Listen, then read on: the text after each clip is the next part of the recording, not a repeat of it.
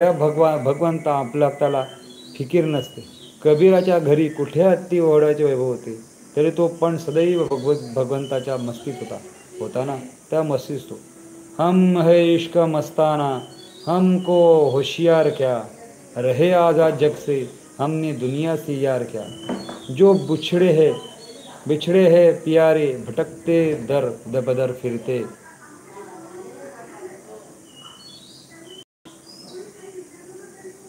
भटकते दर बेदर फिरते, हमारा यार है हमसे, हमको इंतजार क्या. असे म्हणत अत्यंत आनंदात जगत होता. घरचे दरेचे त्याला कोणभरही आणि क्षणभरही दुःख नव्हते. इतरांचे औषध वैश्यम वाटत नव्हते.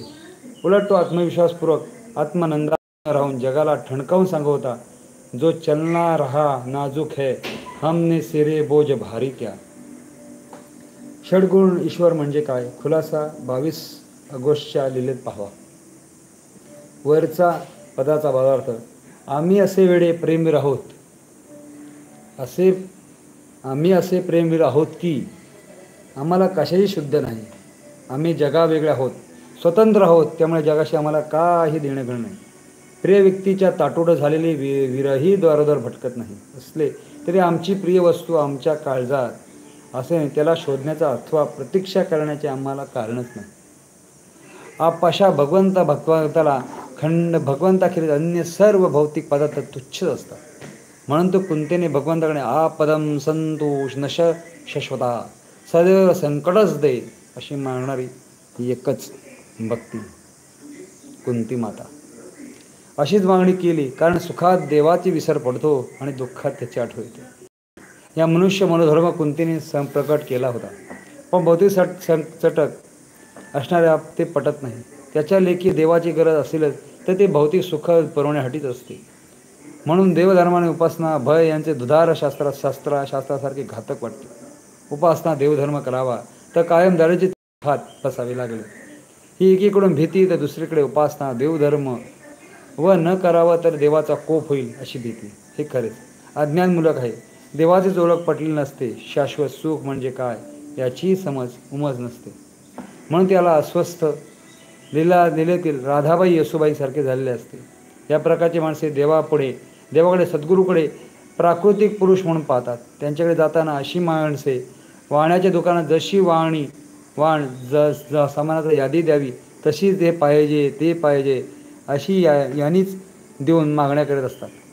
ते मिळाले त्याला समाधान मानण्याची ते वृत्ती नसल्याने ती माणसे सदैव दुःखी कष्ट राहतात. वेदतव्य दैवतम असे शौनिकांचे सांगितले. देवतेचे यथार्थ ज्ञान असणे आवश्यक. प्रयत्नपूर्वक ज्ञान वाचन चिंतन मनन प्रयत्नपूर्वक ज्ञान वाचन चिंतन मनन निध्यासन करून प्राप्त केलेच पाहिजे. ते त्यामागचा उद्देश आहे. गुरुपदिष्टा मार्गाने ध्यानधारणा यासाठीच आवश्यक ठरते. चोळप्पा कृष्णप्पा श्रीपाद भट हे तिघही महाराजांपुढे देवभावनेने पाहत बसत. लौकिक चाड बाळगत ते महाराजांच्या सेवेत रमले. त्यातही चोळप्पाच्या घरातील मंडळींना माया मोहामुळे ममतेमुळे थोडे धनाचे आकर्षण होते खरे, पण तितके कारणपर्वते होते. अरवी त्यांचे महाराजांवर निरतिशय प्रेम होते, निष्कपट प्रेम होते. हे निर्वाह सत्य आहे. महाराज रायावयास आल्यानंतर चोळप्पा अन्नपूर्णा कधी रुसून बसली नाही. असे रुसून बसले आहे असे झालेच नाही. महाराजांच्या सेवा सानिध्यात चोळप्पा शांत दांत समाधानीच होत गेला. हेवा वाटा असे भाग्य महाराजांच्या रूपाने त्यांच्या घरी नांदत होते. जन्मांतराच्या त्याने भक्ती केली होती. त्या भक्तीने ऋण फेडण्यासाठीच महाराज चोळप्पाच्या घरी येऊन राहिले. हेच खरे. श्री स्वामी समर्थ.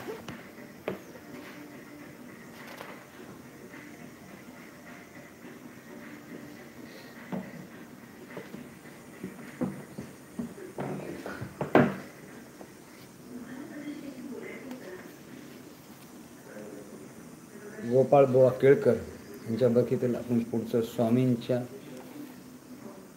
एक पुष्प पुढील बखरीतील घेणार आहोत. गोपाळ पंत चिपळूणास आले. असे म्हणणे आहे की गुरु म्हणजे काय, शिष्य म्हणजे काय, शरणागती कशी, त्याच्यापासून उपयोग काय करून घ्यायचा हे मला मुळीच ठाऊक नव्हते. परंतु अपहृत निष्कामही अमर ठरते. तसेच मी पूर्वी सकाम